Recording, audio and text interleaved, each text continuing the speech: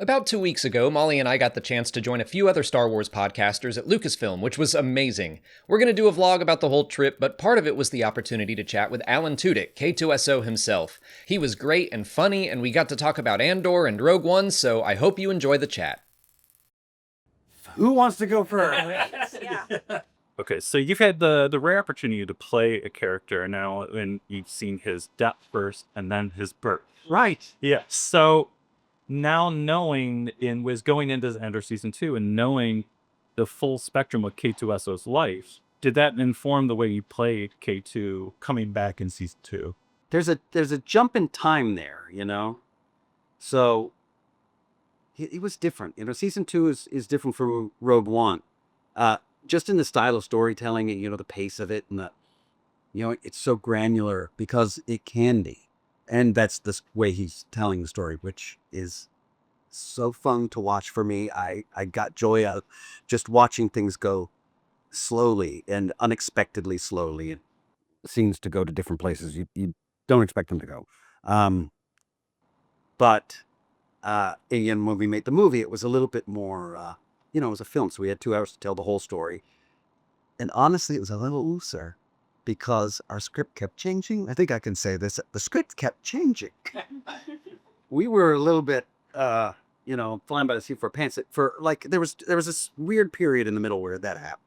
And so during that time, there was a lot of improving and stuff like because we had time. And with Tony's, with Andor, I was able to keep my idea of K-2SO's birth, sort of like his being raised by Cassian, intact, because we don't see it. So it wasn't removed and written by someone else. So I was able to keep my idea there. So I was able to maintain continuity in my character. But the things that he does are very murdery.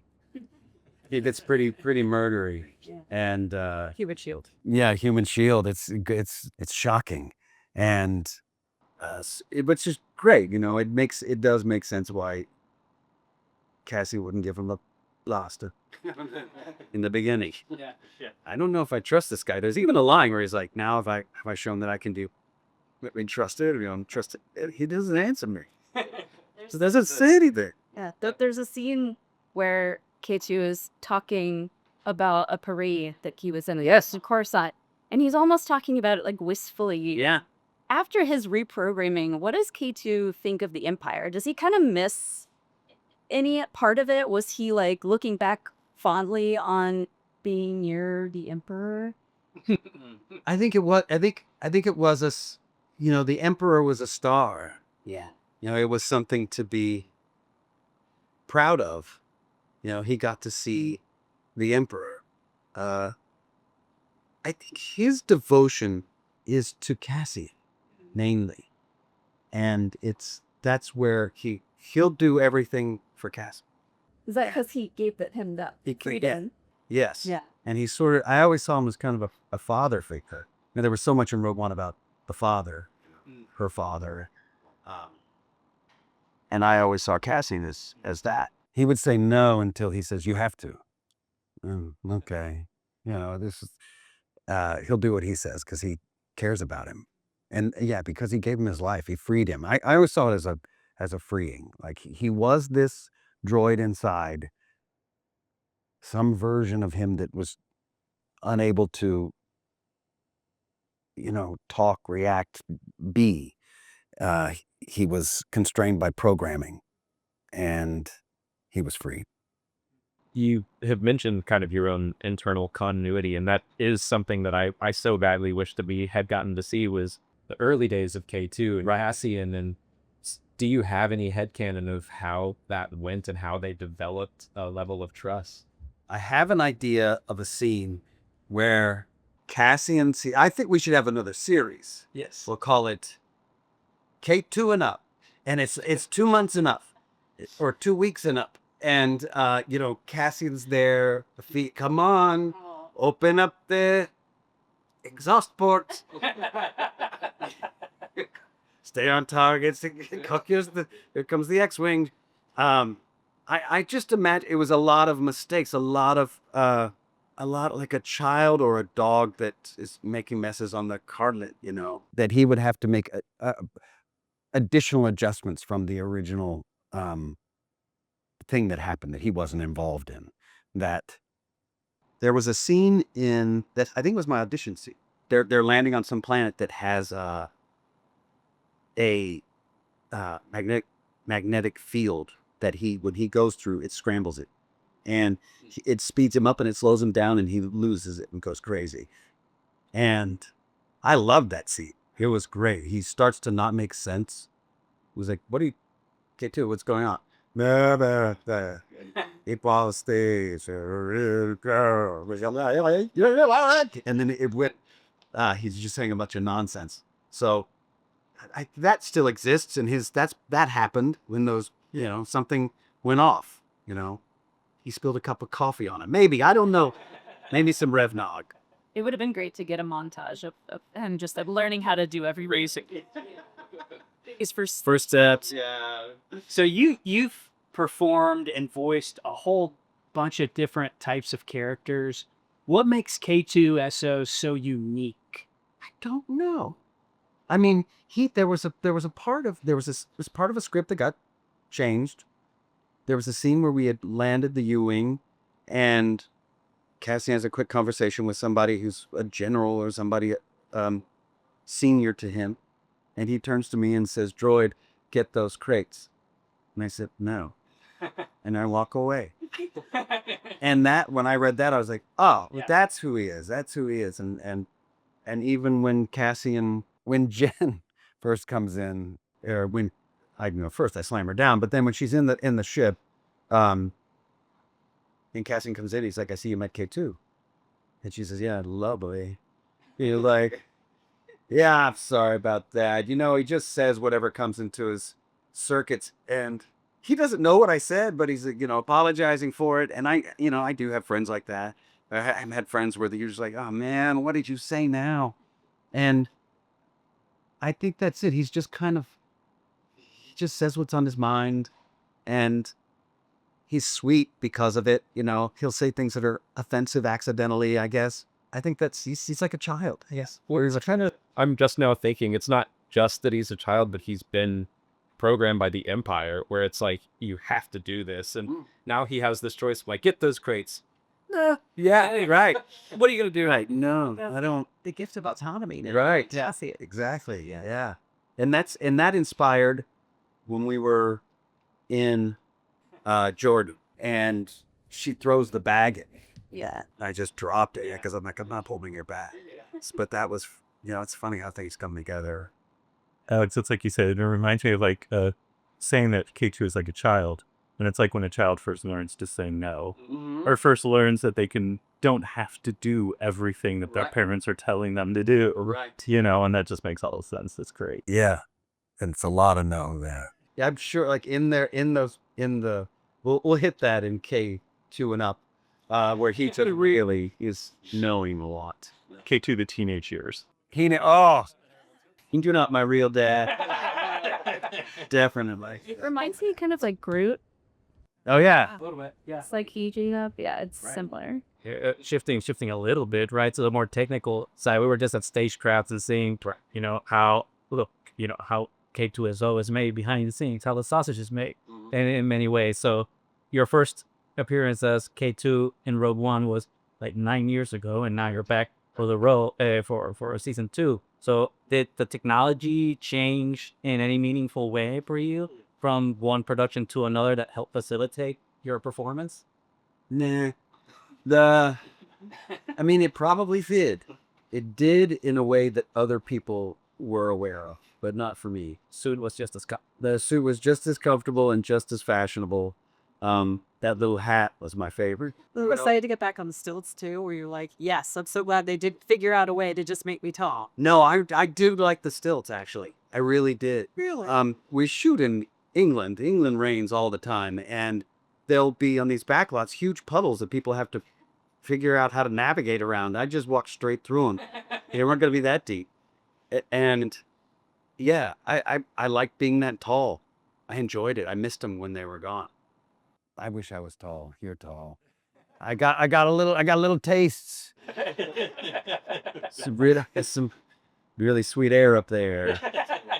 Before the stilts, was it just the head that was on the Oh, thing up back here? that was whenever there was a dangerous place, like in Jordan, because that was a cliff that we were all on, a real cliff, and they didn't want me to fall, which was nice of her. But Diego gave me so much grief about that there, because it was so cheap looking. It was just a piece of poster board with a sticker of K-2SO on that stick, and the backpack. How did you have to take this off? Everyone's depressed. The whole crew thought they were on a huge movie. Now they look at you and it's ridiculous. Take it off. Yeah, it was the backpack of shame. Did you slap him because he was making too much fun of you? That's where the genesis of the slap. The slap. So what happened was, because it was Luke's, he shows up on set with this cut on his lip, this little thing. And Garrett goes, "Oh, no, you don't have it." What? I came in early. I had to do a whole thing. I was like, "No, that scene is cut where you get that. So you don't have a cut on your lip." He's like, "Well, hell, why go take it off? I spent all this time on it. Can't I get it some other way?" I said, "I'll slap you." And yep. And then it quickly came together. And then because it was all just kind of loose like that, I said that thing. I couldn't believe they put it in. And there's a fresh one if you mouth off again. And he's laughing. In the one that they used, you can see his smile. And it's because he didn't expect me to say that. But he knew the slap was coming. It was to cover the looseness, which is, I love how things can kind of come together. It's just how it works.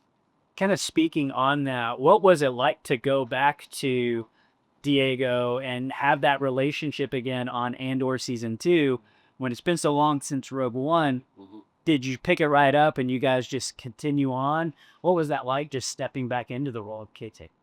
Yeah, I mean, we didn't have a lot of adventures, the two of us. Yeah, like all those scenes, like waking him up and stuff like that, and just playing the chess with him, those moments.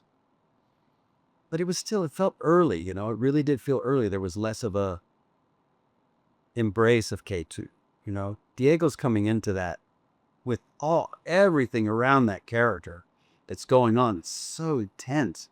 And we didn't really have that tension on Rogue One as much because it hadn't been written. It hadn't been, at that point in the story, it is just, my God, he's been through so much and just wants out. And, I mean, we got along fine as people, but, we didn't have a lot of back and forth hijinks, I guess, like sparring. There's one moment that I like a lot where I say, "Do you know how many rules or something that we're breaking right now? Do you want to know?" "No."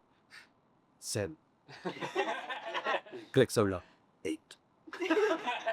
And that felt like the old answer. Yeah. So we have Was that improv or was that any of it improv or was it more scripted? you couldn't improv.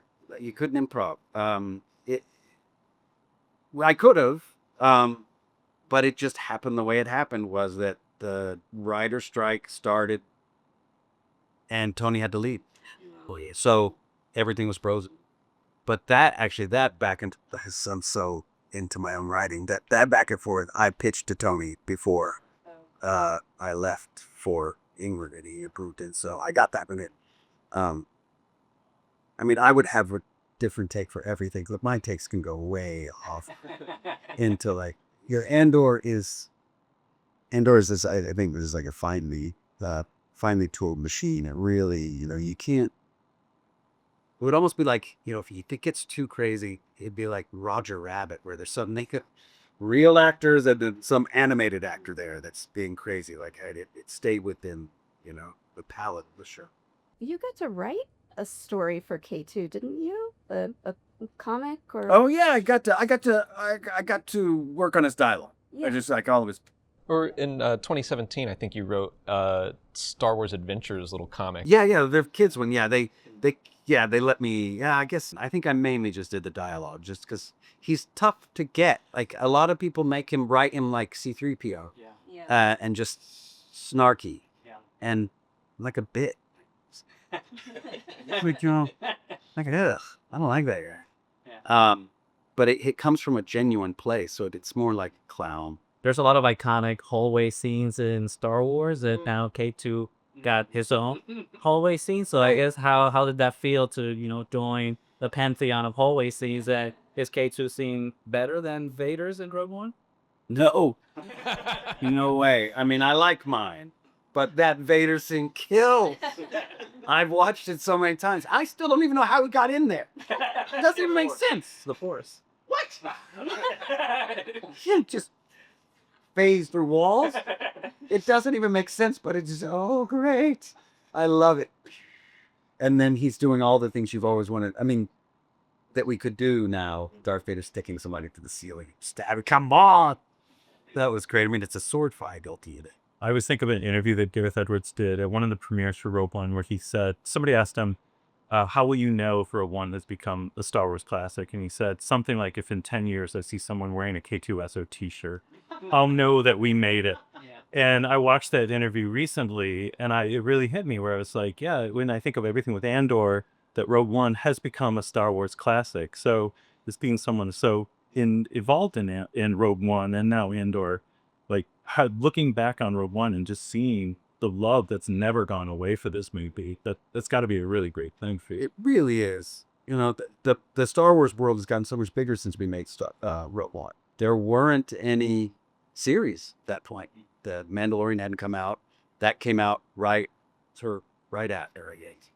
And so that's something else that like we were in, I wonder, like Rogue One, even though it's back,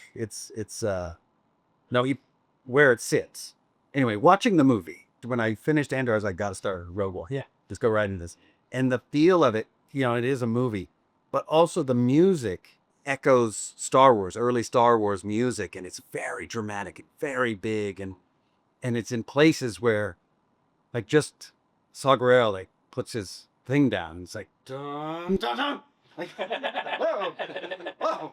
Because in Andor, it was much more eerie, and, it's creepy, and it's tense, and, I wonder if it was actually in line, it would be different. But I love that people still love it. I love it. There's a point in that movie where everything just starts to happen, and I have such a good time. Rewatching Rogue One after seeing all of Andor was weird because it does feel very fast at that point. You're like, wait. That was weird. But what's that guy's story? So it's what? Yeah. Thank you so much. Thank you. Super great. I hope you enjoyed that. I know we did. That was Molly and me, along with Goose from Try Out of the Force, Jason from Blast Points, and Alex from Children of the Watch, so check all of them out, and look for a second interview Alan did with our friends from Talking Bay 94, Sky Talkers, and Friends of the Force. I'll link to them in the description as soon as they're out. And subscribe to our channel here to catch more interviews we did with Tony Gilroy, Margit Pfeiffer, and Michael Wilkinson, which are all out or on the way. If you haven't already, please like this video, follow us on our socials, and consider checking out our Patreon page. As always, thanks for watching, and may the Force be with you.